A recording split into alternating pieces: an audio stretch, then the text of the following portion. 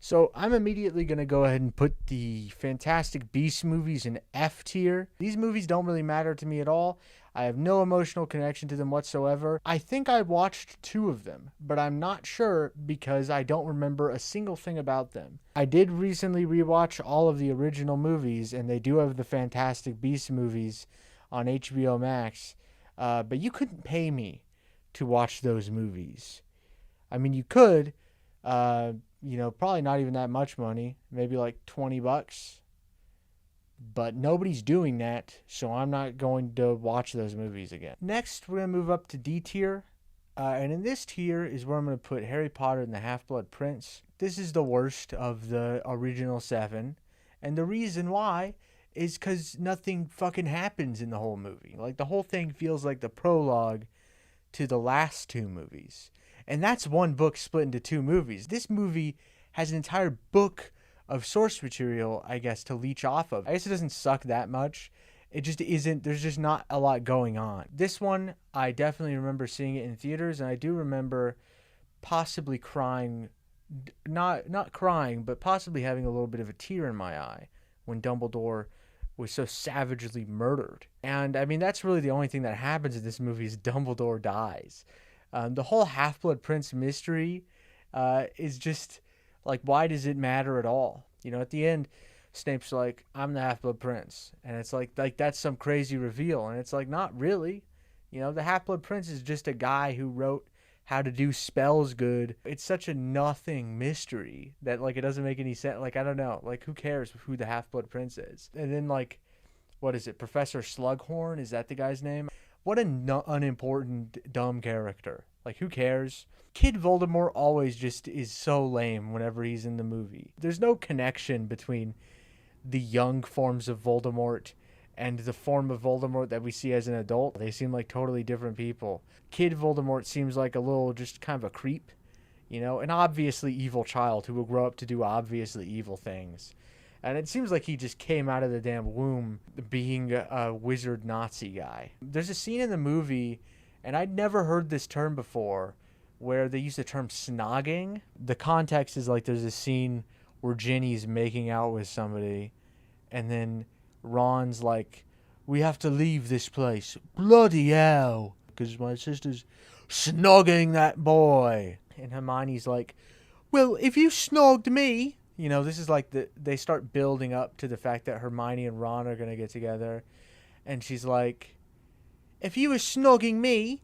And it's like, snogging sounds like fucking, doesn't it? Does snogging not sound like fucking? It's just funny to hear British words sometimes. They really did choose some silly ones, I feel like. Snogging. Yucky. Sounds yucky. Okay, guys? That sounds yucky. Okay, I don't want to imagine these characters having sex. Disgusting. Disgusting. Hermione having disgusting.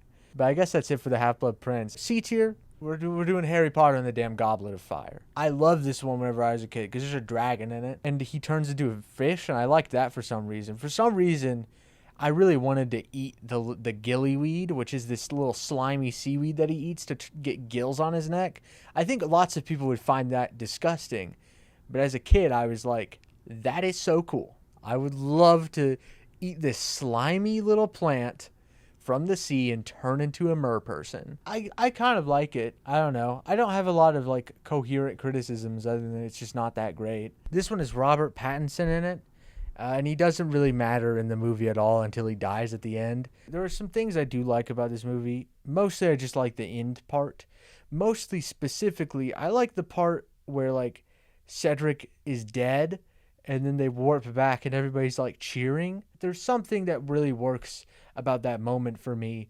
And there's nothing like it in the whole rest of the series at all. It's a unique feeling, and I feel like you don't get that a lot of times out of movies like this. I mean, that's basically what I think of the movie. I I don't know. All of these, I just have a couple of things to say about them. I'm going to go ahead and put the Deathly Hallows movies both in C tier. My fingers are not on the pulse of the Harry Potter community whatsoever.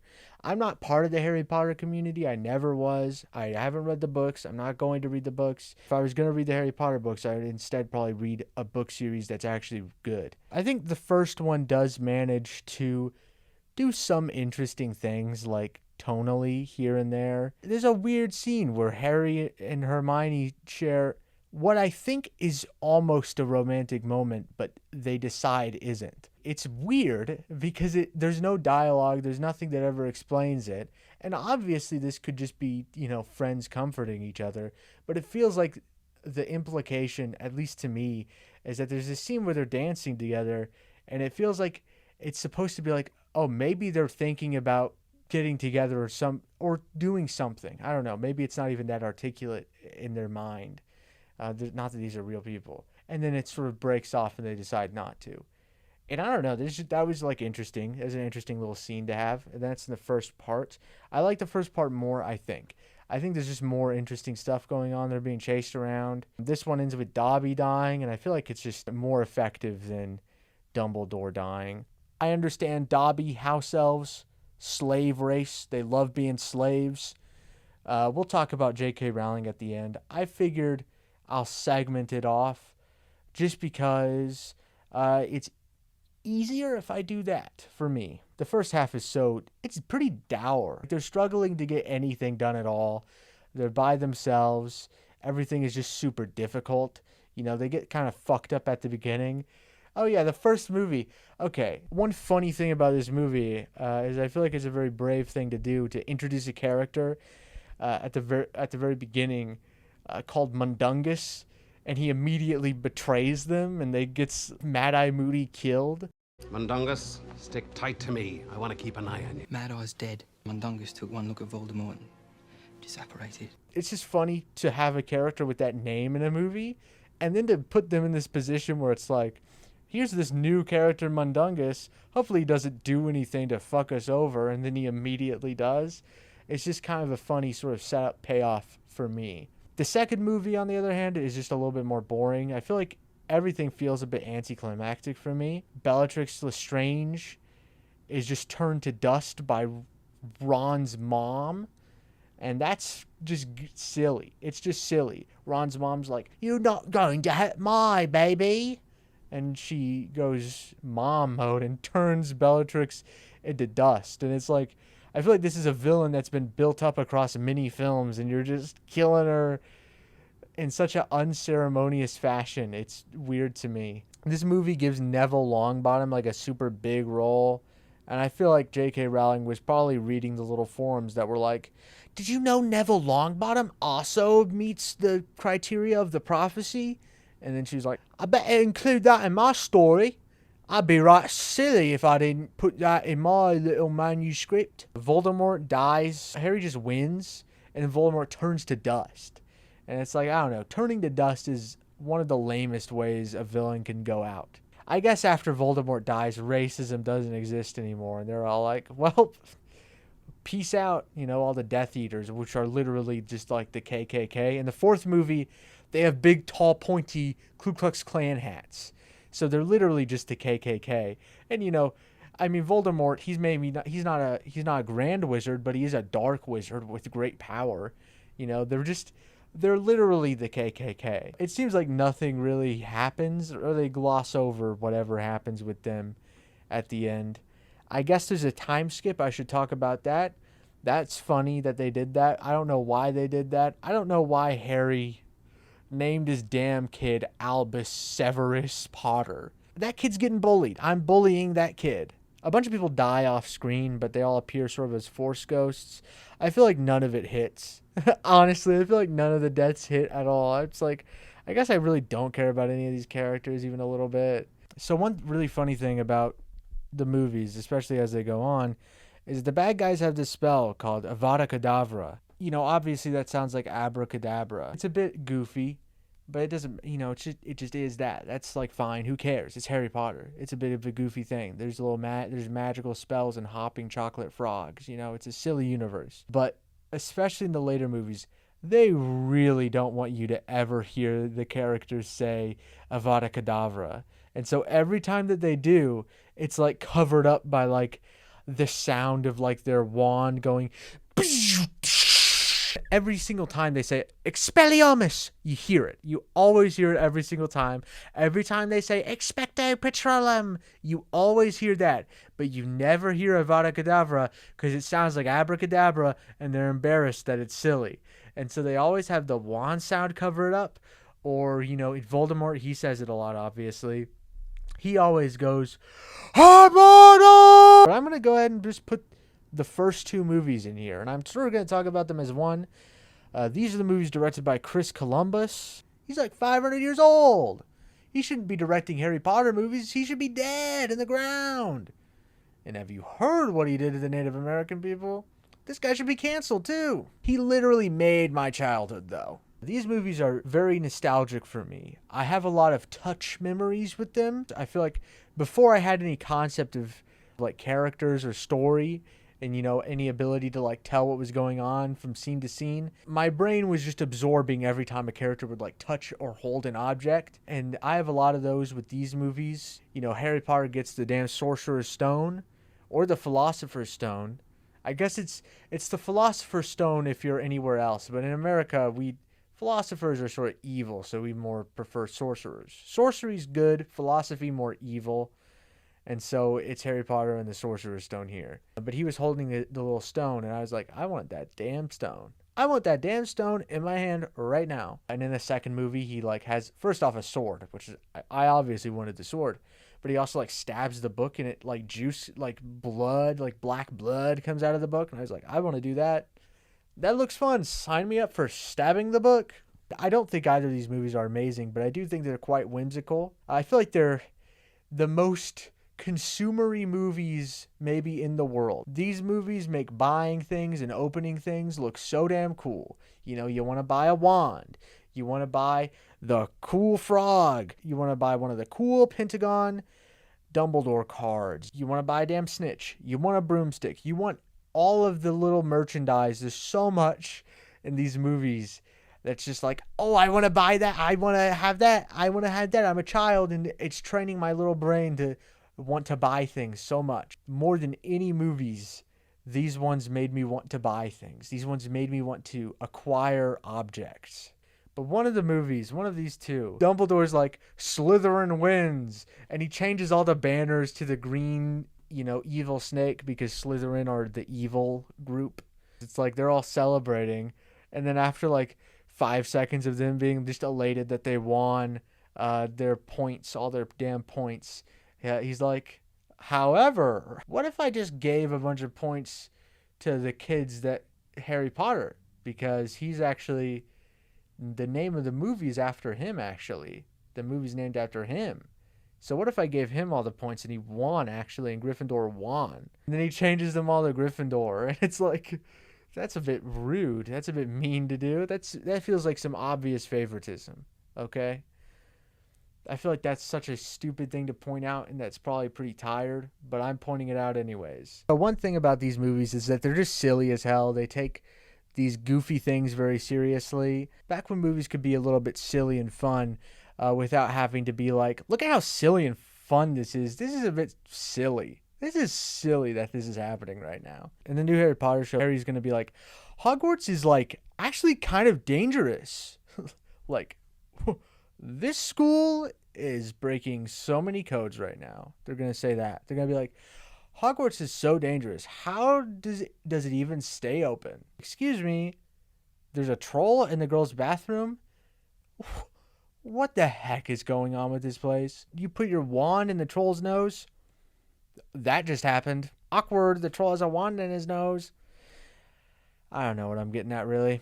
I did want to be Harry Potter in the second movie a lot whenever I was little. I wanted to have glasses. I wanted to have his little bowl haircut.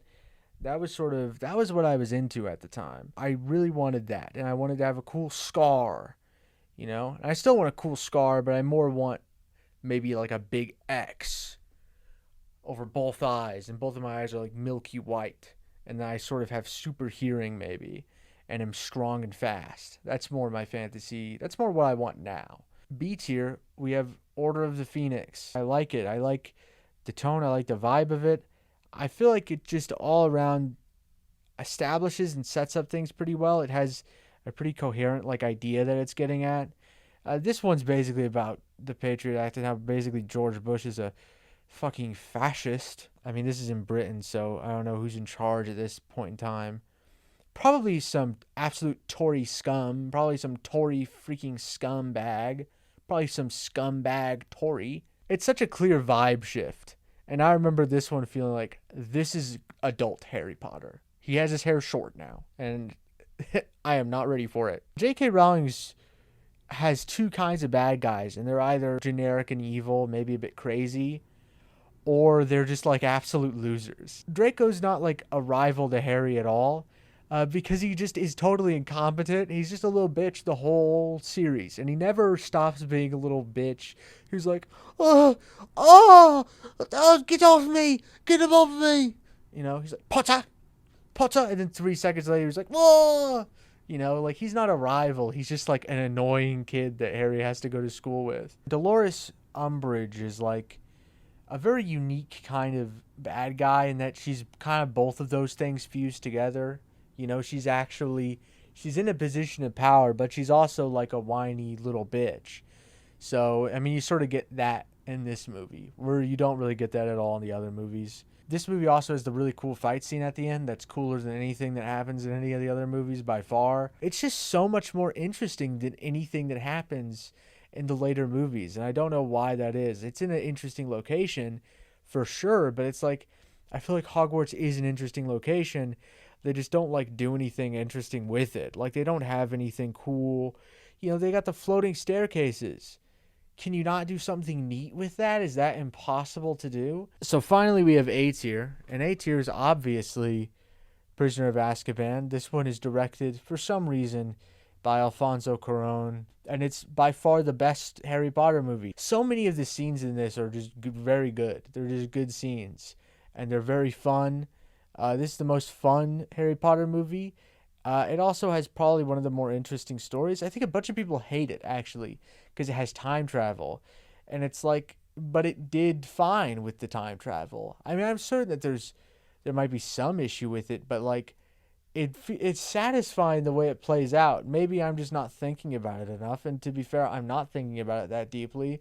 Like, I don't think J.K. Rowling's some genius who has like a fantastic time travel story in her, you know, but it doesn't seem bad. You know, I feel like a lot of the reason that the people don't like the time travel element is because they don't use it in the future. And it's like, that's not really this movie's fault. I'm certain that you could find ways to be annoyed at it, but I like it too much. The concept is that loop, and that's executed well enough that, you know, whatever dumb things there are about it, I don't give a crap about it. It just doesn't matter to me. I think the music's really good in this one. This is a very good Halloween movie. It just has the most interesting direction out of any of the movies. It has all these cool transitions. The werewolf stuff, that worked well. They chose a good design because I don't think the technology was even close to there to have like the werewolf look like all covered in fur and stuff. So they like, I really like the design that they went with the werewolf. I feel like it's adequately spooky. It also looks like David Thewlis, a very good actor who's in this movie. The final scene where they all confront each other in that like abandoned house, I remember you used to confuse the shit out of me whenever I was a kid. I had no clue what was going on. All I know is that like after the fact, it's like, oh, Sirius is good now, and then Professor Lupin is now an evil monster. And I was like, what the fuck? And that was confusing to me. I never got it. I was like, well, they need to kill him because he's an evil monster now. Dementors are an insane thing to exist, right? Like, you know, they basically set up this prison where they just torture the prisoners all day long with these Dementors. And, you know, that's evil, right? It's just this big prison in the middle of the ocean where they just are constantly torturing the prisoners. You know, they literally took Hagrid there in one of the movies. A little wizard Guantanamo Bay, just horrible human rights abuses. And clearly, I mean, Hagrid got sent there. Clearly, innocent people can be sent there and probably are sent there. It's also crazy that they were like, let's have Dementors protect the school. And the first thing that they do is just attack students.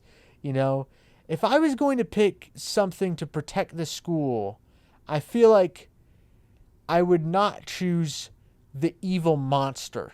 I feel like the evil monster is not the direction I'd go. I feel like I'd more go maybe a chill guy. The evil monsters also just suck at doing whatever they're supposed to do. They're just, the Dementors are just ineffective. So I guess let's talk about J.K. Rowling a little bit. I'm not going to talk a ton about trans stuff, you know? Do trans people really need me to talk about trans issues? Is that something that they need from me? I don't think so. I don't think it's fun to be the center of, the culture war. That sounds absolutely miserable. It sounds kind of awful that everybody has to have like a take about like whether or not your identity is legitimate, I'm not saying this to equivocate, but like even a good take on trans people is still like a take, it's still kind of weird. It's like, I thought about it and I think you're correct about who you are. What do I have to say? Like, nothing. I don't have anything interesting to say about that. And I don't think anybody does. I think nobody has anything interesting to say about J.K. Rowling at all, especially in regards to trans stuff. If you have an opinion about trans people, how about you spend the time that you would spend commenting that, doing literally anything with your fucking life. For the love of God, anything else than commenting about that in my comment section. Because I do not want to fucking hear it. I'm not interested in your fucking take. There are basically two opinions you can have about trans people, and they've both been said about 100 billion times. And you're not special or unique for having one of the opinions that people have said 100 billion times. Everybody has heard it all a million times. And you're doing everybody a favor by shutting the fuck up. And I'm doing everybody a favor by shutting the fuck up. I don't need to stick up for anybody. I don't need to do that, okay? Trans people can speak for themselves. If somebody needed to speak for them, it certainly isn't fucking me. And I cannot fathom how this keeps becoming a thing people are talking about. Like, people on Twitter just will not shut the fuck up about J.K. Rowling. That they're just constantly, and it's like, she's just some stupid fucking lady who can't shut up, That was a problem well before she was talking about trans stuff. She was like, Hermione's been black the whole time. Dumbledore, he was a gay. Dumbledore was getting buggered in the butt. Dumbledore was getting buggered in his butt the whole time. By Grindelwald. Dumbledore was being buggered by Grindelwald. That's not how British people talk. That's just a funny voice to do. Maybe Cho Chang is a little bit racist, but what if I made Voldemort's snake Chinese? Voldemort's snake, his pet who he owns, the pet animal who lives as an animal and has no lines of dialogue or agency of her own, that's actually an Asian woman. All the characters in here seem to be white. First of all, Hermione was black. I didn't say it, but she was black the whole time. I swear on me mum's fanny that Hermione was meant to be black the whole time. If you're not going to say that Hermione's black anywhere in the text, I feel like you would need to have like another black character, right? Like, it can't just be Hermione and you never say it. So, I mean, can you maybe come up with one other black character? Okay, here's an idea. What if we made a wizard and he was fashionable and his name was Shacklebolt, on account of him being slaves and all back in the day? Shacklebolt, I literally can't imagine how you would come up with that. I cannot even begin to imagine how you would come up with the name Shacklebolt for, like, one of the only black people in your story. It's psychotic. I'm kind of inclined to think that everything except for really the trans stuff is just that she's stupid. A lot of people make a big deal about the goblins and them being Jewish, and I think that there's some legitimacy to it being, like, clearly it is anti-Semitic. They have a big Star of David in the middle of the bank. That's a bit yikesy in my opinion. But, I do think that there's a little bit of an issue there where there's kind of an overlap with, like, anti-Semitism and, like, just also, like, medieval folklore. Like, goblins as like a fantasy creature have some overlap with things people say that Jews do.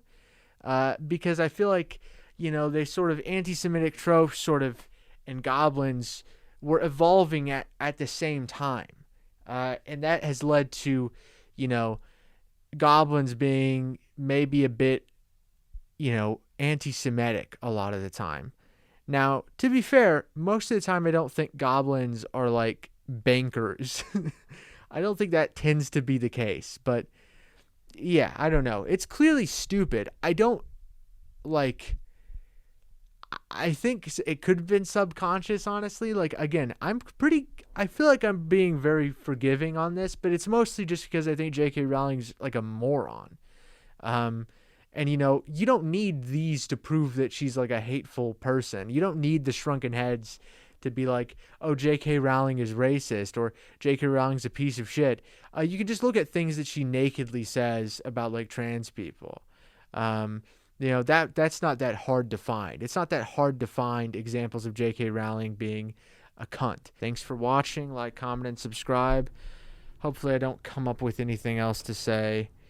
We're at an hour 35, which is very long for most of the videos I record. I guess I recorded like 2 hours for the DoorDasher video, so maybe it's not even that long. I don't know.